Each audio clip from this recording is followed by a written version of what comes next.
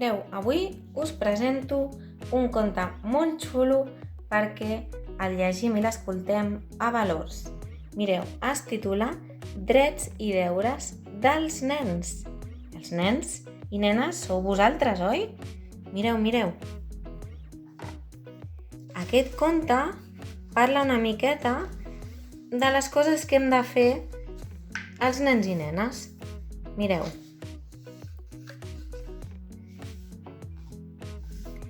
Diu: Hola, aquest ésser tan elegant que veus? Soc jo. I tu? També ets jo? Doncs sí que anem bé. Per diferenciar-nos, doncs ens hauríem d'anomenar d'alguna manera. Jo em dic Ziwentawon. Sí, amb aquests 2 punts estranys sobre la E. La resta ja és més normal, però d'ara endavant em pots dir C. I tu, com et dius? Perquè et pugui veure, t'has de ficar dins d'aquest llibre. Mireu. Els nostres drets i els nostres deures. En alguns llocs del món, molts nens i nenes no poden anar a l'escola, altres no poden menjar cada dia o han de treballar al carrer. En segons quins indrets, si es posen malalts, no poden anar al metge i alguns se'ls miren de manera estranya, perquè són diferents. No ho entenc. Si tots som diferents, i això és bo. Aquestes situacions no només passen en països llunyans. Moltes vegades ho tenim més a la vora que no ens pensem. Per això, un bon dia ens van reunir unes quantes persones per pensar de quina manera ens podríem protegir perquè poguéssim créixer feliços i segurs. I d'aquí van sortir els drets. En van dir Convenció sobre els drets dels infants. Tots els nens i les nenes els tenen, aquests drets. Tant se val el color de la pell, la religió, la cultura, la nacionalitat o la forma del nas. És igual que siguis alt o baixet. No importa com caminis, com cantis, si t'agrada el futbol o el teatre. Però, atenció, això és molt important.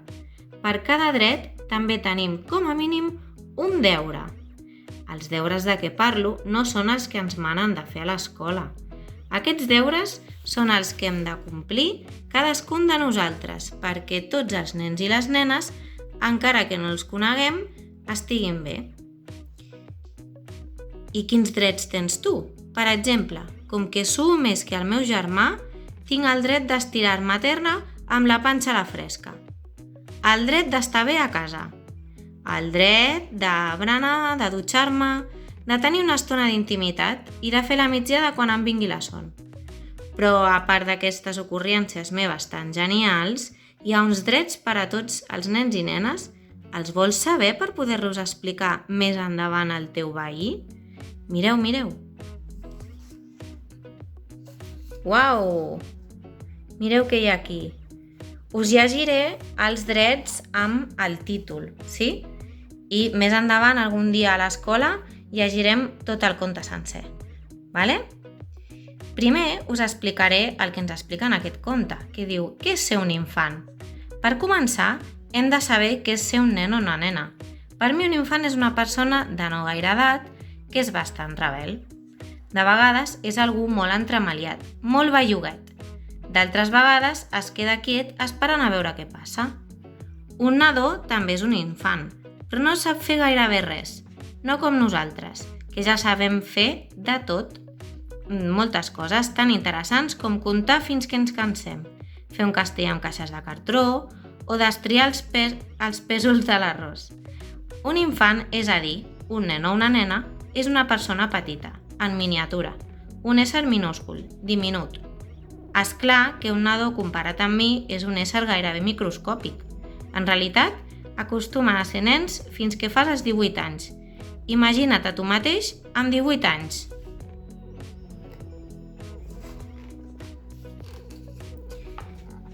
Diu, el dret a tenir un nom. Ja ha quedat clar que tant tu com jo tenim un nom ben bonic. Però saps que hi ha nens que no en tenen?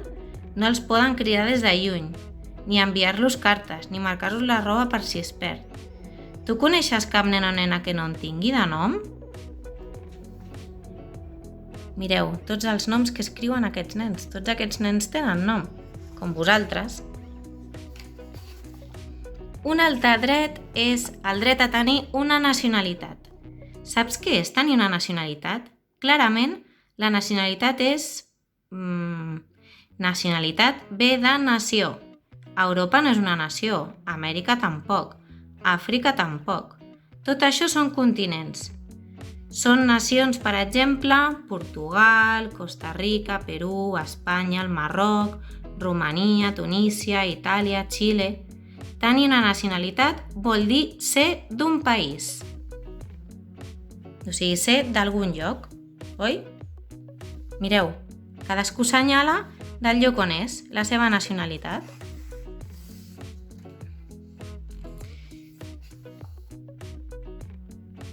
Els refugiats. Diu, això és el que passa a alguns refugiats. Que no saps què significa aquesta paraula? Ara t'ho explico. Un refugi és un lloc que et protegeix de la pluja, d'una tempesta, del fred...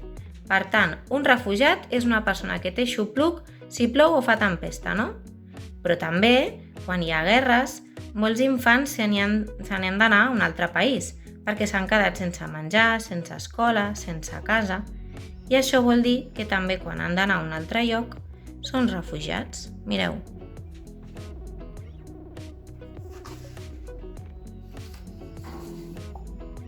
Aquí diem el dret a opinar i a participar. I tant, l'opinió és una cosa que la penses tu i la dius.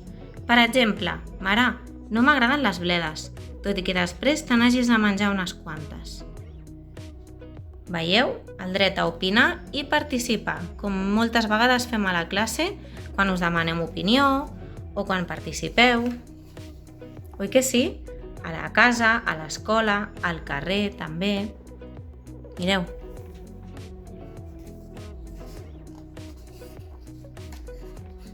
També tenim un altre dret, el dret a jugar. Saps que a molts països hi ha nens i nenes que no poden jugar perquè els obliguen a treballar al carrer? Dins de les mines, fent sabates, i això no pot ser. Creus que tens dret a jugar? És clar que sí. Tots els infants hi tenim dret, però per això ens ha de donar prou temps. Sempre hem de trobar temps per poder jugar. Mireu. S'ho estan passant superbé jugant. Oi que quan juguem sempre ens ho passem molt bé? Diu, nen i nena, nena i nen, nen i nena, nena i nen. Penses que els nens i les nenes tenim els mateixos drets? És clar que sí. Mireu, tant els nens com les nenes són per igual i tenim els mateixos drets.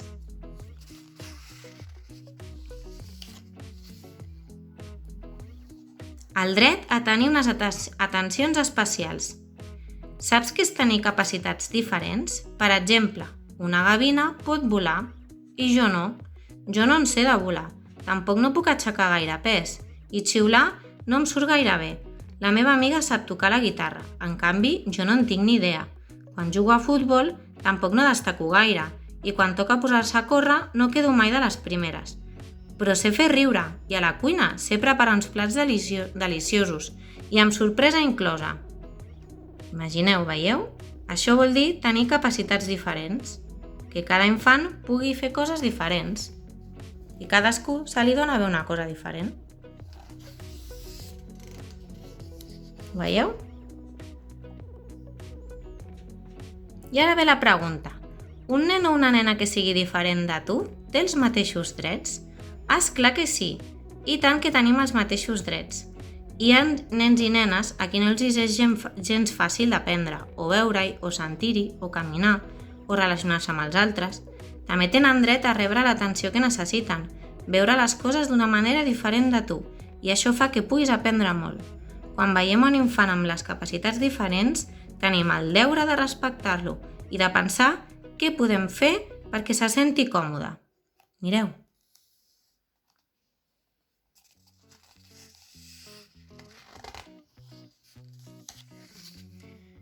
El dret a la salut. Oi que sí? Tots tenim dret a que ens curin i tenim el deure de cuidar-nos entre nosaltres. Veieu? El dret a l'educació. Per què serveix anar a l'escola? Per aprendre un munt de coses, per fer amics, per conèixer altres nens i nenes. i tot allà t'ho expliquen tot. Oi que sí? Que a l'escola fem un munt de coses? Doncs no hi hauria d'haver cap infant al món sense escola. Amb lo bé que ens ho passem. El dret a viure en un planeta sa. Sí, la Terra no és nostra, és el lloc on vivim i l'hem de cuidar, així com cuidem casa nostra. Els nens i les nenes del món tenim dret a viure en un planeta ben net. Mireu.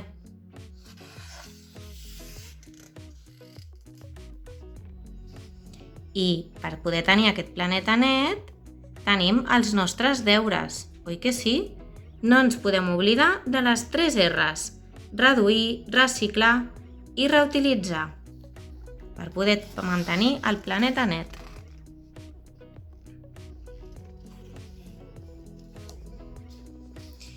Més drets i més deures. Se t'acudeixen més drets?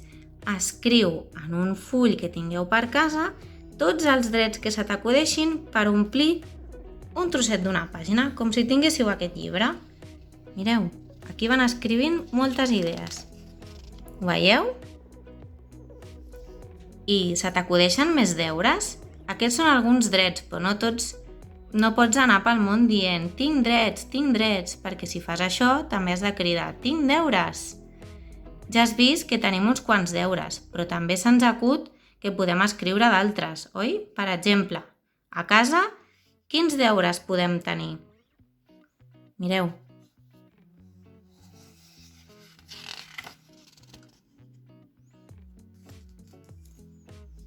I al carrer, i a l'escola, i amb els nostres amics i amigues. Segur que tenim molts deures i molts drets també. Molt bé. Amb aquest conte, ja sabeu, espero els vostres drets i deures dels nens i les nenes més que se us acudeixin, a part dels que us he llegit. Que vagi molt bé, un petonet!